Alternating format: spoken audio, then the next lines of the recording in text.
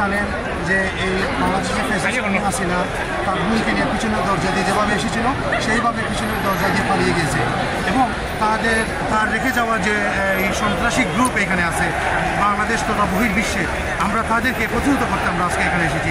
বাংলাদেশে এই যে খুনি হাসিনার বাবা শেখ মুজিবুর রহমানের আজকে জন্মবার্ষিকী তারা পালন করতেছে, মৃত্যুবার্ষিকী পালন করতেছে। কোনো পারিবারিক কারো আমরা জাতীয় শোক দিবস আমরা দেবো না। আজকে থেকে আমরা আজকে থেকে বাংলাদেশ এই যে 5ই অগস্টে যে বাংলাদেশ স্বাধীন হয়েছে সেই স্বাধীনতার পর থেকেই আমরা এখন আর বর্তমানে বাংলাদেশের কোনো রাজনৈতিক বা কোনো ফ্যামিলি কারো শোক দিবস আমরা জাতীয় শোক দিবস দেবো না, এইটা আমরা প্রতিজ্ঞাবদ্ধ। এবং যারা শহীদ হয়েছেন, যারা এই ছাত্র আন্দোলন করে যারা আহত নিহত হয়েছেন, যাদের কারণে আজকে আমরা দ্বিতীয়বারের মতো বাংলাদেশ স্বাধীন করতে পেরেছি। করা যায়